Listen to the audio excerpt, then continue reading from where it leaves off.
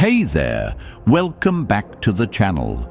They finally texted you after all the silence, after the storm they left behind, after the endless nights when your chest felt hollow and your eyes couldn't close because your mind kept replaying every last word, every unanswered message, every moment you wondered if you were even worth a goodbye.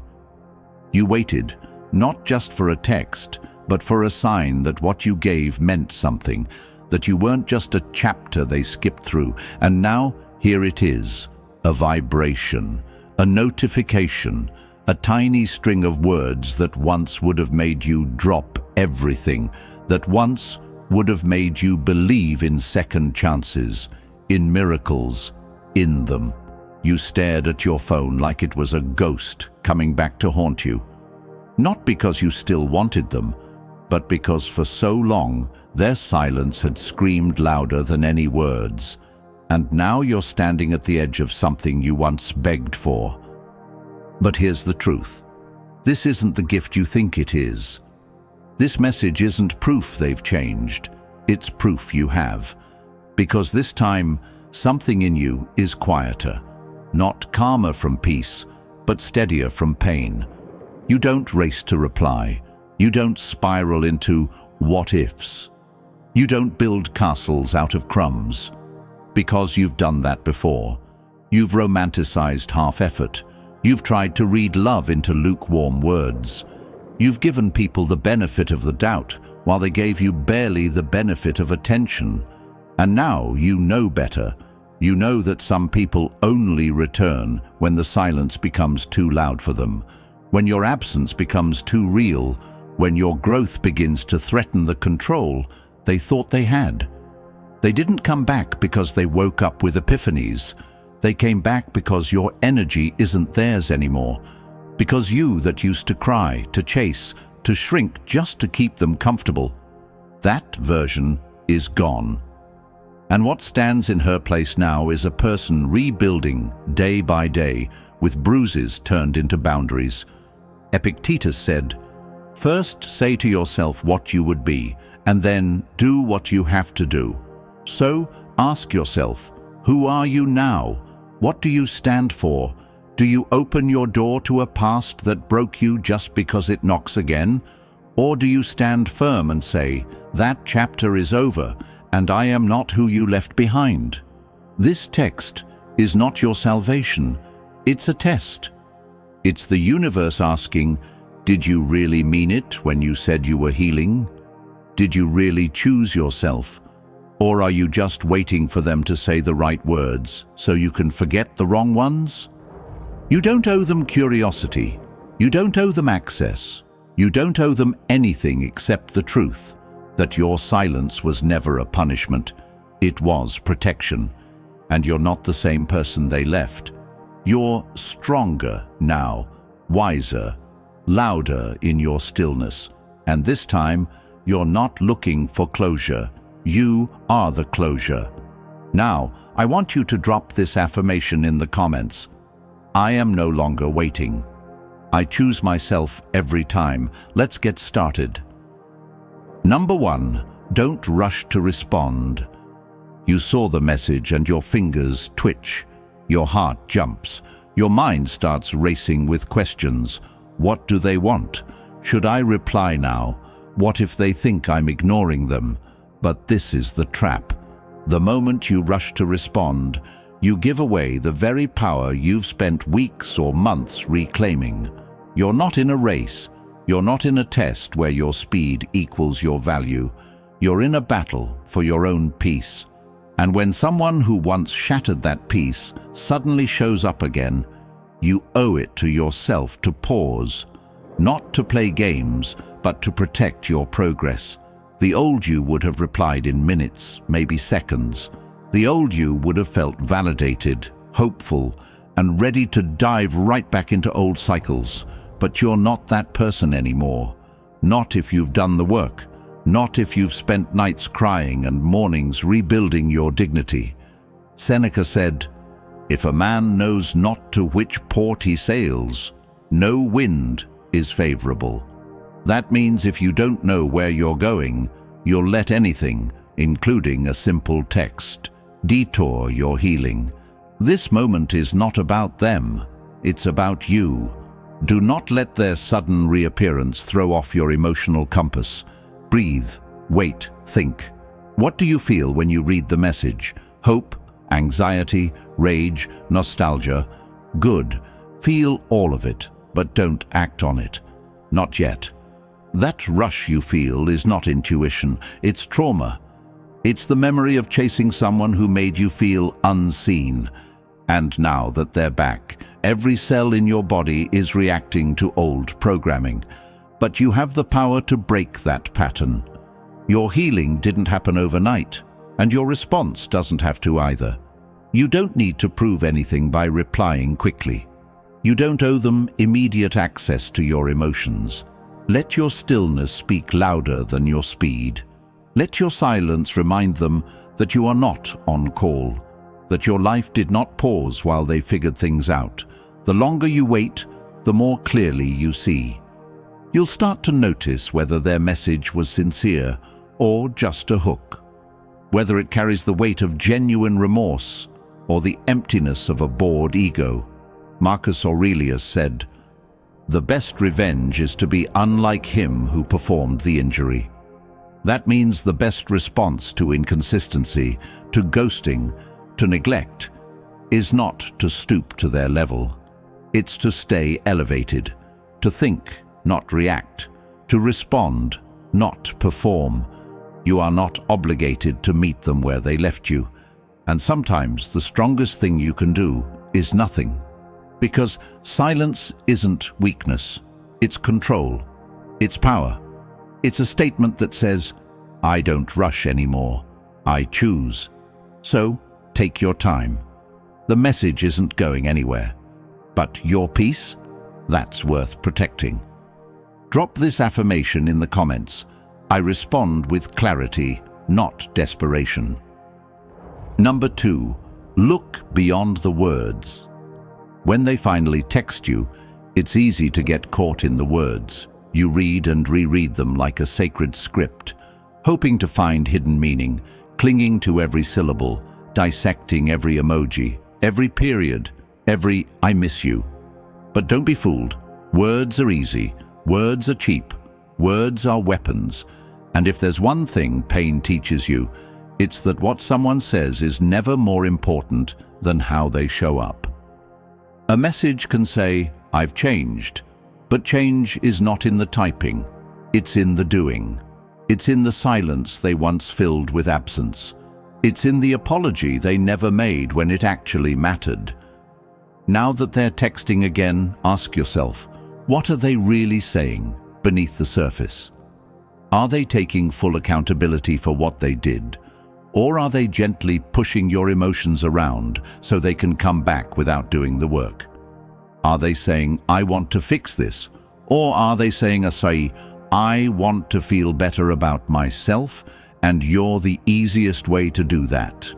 Stoicism teaches us to look deeper, to remove the emotion from the surface and examine the root. Epictetus said, if you want to improve, be content to be thought foolish and stupid. What does that mean here? It means you need to be willing to look like the cold one, the overthinker, the guarded person, if that's what it takes to protect your peace. Because love without accountability isn't love. It's manipulation. A sudden text after months of silence isn't a miracle. It's a question mark, one you must answer slowly, carefully, with wisdom, not wishful thinking. Look at patterns, not promises. Look at who they were, not who they claim they are now. Look at what you needed, and whether they even asked. Real transformation doesn't just speak, it listens, it changes, it shows up consistently, not occasionally. It respects your time, your boundaries, your journey, and if they're not doing that, then their words are just noise. Marcus Aurelius wrote, waste no more time arguing what a good man should be. Be one. In your case, stop imagining what they could be. Look at what they are, and be honest. Are they here to heal the wound, or just to reopen it in a more polite way? If you fall for the words again, you'll end up back where you started, confused, drained, disappointed. But if you see the truth behind the text, you reclaim your power. You say to yourself, I've learned too much to fall for less again. The person who left you shouldn't be able to return with just a few sweet sentences, because you're no longer starving for closure. You're hungry for truth.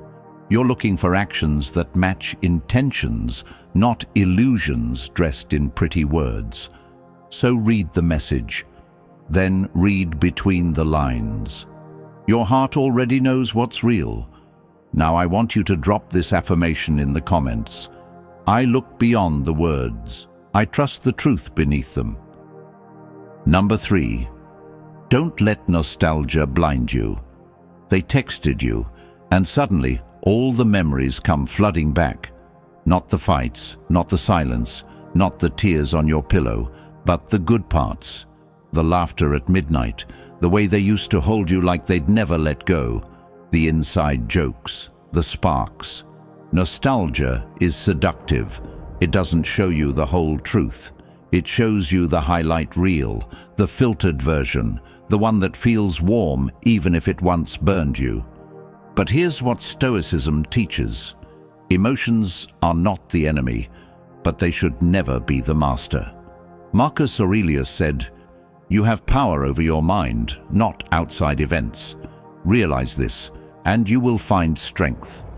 Nostalgia is an outside event. It rises like a tide, pulling you toward the past, convincing you that maybe you were too hard on them, that maybe they did love you in their own way, that maybe you should give it one more chance. But here's what you have to remember. Nostalgia is not truth. It's memory dressed in gold. It's selective. It forgets how lonely you felt even when they were next to you. It forgets how you constantly doubted your worth because they never made you feel secure. It forgets the unanswered texts, the broken promises, the gaslighting disguised as "you're too sensitive." It forgets how long you stayed hoping they would become the person they promised to be. Now they're back, and nostalgia wants to hand them the keys again. But you don't live in the past anymore. You don't owe loyalty to a version of someone who no longer exists. Ask yourself honestly, are you missing them, or are you missing the fantasy of who you thought they were? Are you longing for their return, or are you longing for the feeling of being wanted again? Because there's a difference, and your heart deserves the real thing, not just an echo of what once was. Seneca said, "To be everywhere is to be nowhere." If you keep bouncing between the past and the possibility of change, you miss the clarity of the present. And the present says, you've survived, you've grown, you've learned. Nostalgia doesn't care about your growth, it cares about your comfort. It wants you to run back to what's familiar, even if it hurt you. But healing isn't found in the comfort of repetition. It's found in the courage to choose differently this time. So when your chest aches for what you had, breathe. Let yourself remember, but don't let those memories rewrite reality. You left for a reason, or they did. But what matters now is that you're standing, wiser and stronger than before. Nostalgia will try to tell you that the past was better, but you know better now. And better isn't behind you, it's ahead. Drop this affirmation in the comments. I remember the truth. Nostalgia will not blind me. Number 4, not every text deserves a reply. Just because they finally reached out doesn't mean you're obligated to answer. Let that truth sink in. You are not required to open every door that knocks. You don't have to entertain every message from your past just because someone suddenly remembered how valuable you are. Sometimes the most powerful response is no response, because silence isn't cruelty, it's clarity. It says, "I've moved on," louder than any explanation ever could. There was a time when their words meant everything to you, when just one notification could shift your entire mood, when your peace was tethered to their presence. But not anymore. Now you've grown, you've healed. You've learned that peace doesn't come from a message, it comes from boundaries. And one of the strongest boundaries you can set is choosing who has access to you. Marcus Aurelius once said, "The soul becomes dyed with the color of its thoughts." If you constantly allow yourself to be recolored by people who once drained you, you lose yourself in their chaos again. This is about your mental paintbrush. You get to decide what energy you carry forward. You get to decide who gets the privilege of hearing from you. And yes, it is a privilege. You may not have believed that before. You may have seen their attention as rare and precious. But now you see it for what it is: sporadic, inconsistent, and often more about them than about you. So ask yourself, does this message bring peace or confusion? Does it honor the healing you've done or threaten to unravel it? Do you feel empowered after reading it? Or like you've been dragged back into a version of yourself you fought hard to outgrow? You don't owe them closure. You don't owe them kindness if it comes at the cost of your clarity. You don't owe them an explanation for your silence, your distance, or your boundaries. You owe yourself protection. And sometimes that means leaving a message unopened. Sometimes that means hearing from them and choosing to do nothing, because your future means more than reactivating an old pain. Epictetus said, "Keep your attention focused entirely on what is truly your own concern, and be clear that what belongs to others is their business and none of yours. Their regret, their guilt, their sudden burst of interest, that's their business, not yours. You've done your part. You've processed. You've rebuilt. You've outgrown the version of yourself that would have jumped at this chance, not out of pride, but out of purpose. You didn't come this far just to get pulled back into confusion disguised as connection. Not every text deserves a reply. Some deserve your silence. Some deserve your growth. And some deserve to be left unread, because you finally understand your worth, and your worth is not up for renegotiation. Now, I want you to drop this affirmation in the comments. I protect my peace. I owe them nothing. Number 5, what they want versus what you need. When they finally text you, the first thing you need to ask isn't, what are they saying? It's, why now? Because there's a difference between someone who comes back for you and someone who comes back for themselves. Maybe they're lonely. Maybe they just broke up with someone else. Maybe your silence made them feel insecure. And now they reach out, not out of love, but out of lack. Don't confuse their timing with your truth. Just because they want to come back doesn't mean it's right for you. Don't twist your needs to fit their narrative. Don't shrink your standards to make space for their re-entry. You've been rebuilding your peace, your self-worth, your clarity. And here they come, wanting access to a life you built without them, wanting comfort without commitment, attention without effort.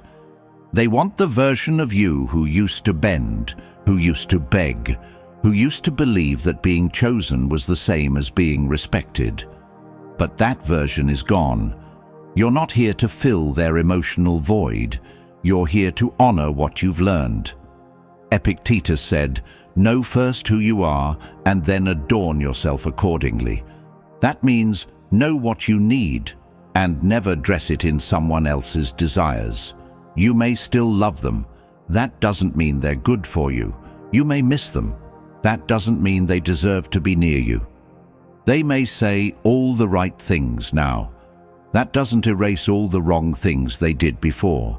There's a difference between someone who wants you because they see your worth and someone who wants you because they feel their own emptiness. So ask yourself, what do I need to feel safe, valued, respected, seen? What do I need to thrive, not just survive? What do I need to grow, to breathe, to protect the person I've become? And then hold that line, even if it's hard, especially if it's hard, because that's what self-respect looks like.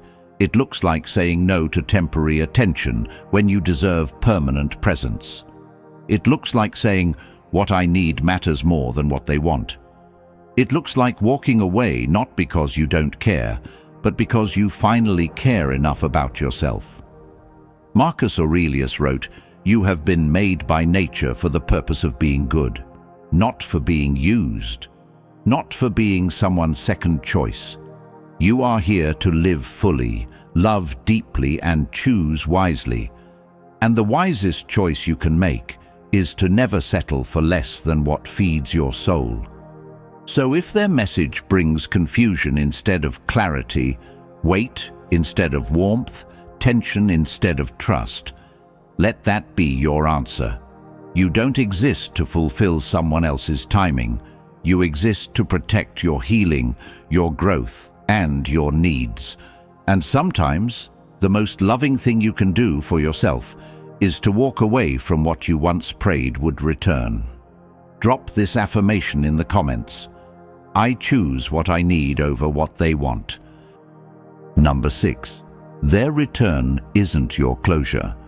You spent months wondering why they left, why they pulled away, why they stopped trying, and now here they are, back, texting you like nothing happened, like the silence never hurt, like the nights you lay awake trying to understand weren't real. And a part of you wants to believe that this is closure, that this message, this sudden return, will finally bring you the peace you've been chasing. But here's the truth you must hold on to with everything in you. Closure does not come from the person who broke you. It comes from the moment you decide you no longer need them to validate your pain. Stoic wisdom tells us not to place our emotional stability in someone else's hands. Epictetus said, "Freedom is the only worthy goal in life. It is won by disregarding things that lie beyond our control. Their absence, out of your control. Their regret, not your burden. Their message, not your responsibility. What is in your control is what you choose to do now. They may say they miss you, they may even apologize, but do not mistake a text for transformation. Do not confuse their guilt with your healing. Just because they want to talk now doesn't mean they're ready to face the weight of what they caused. They might be seeking comfort, not accountability, a clean conscience, not a real connection. And the most dangerous lie you can tell yourself is that you need their words to finally move on. You don't. You never did.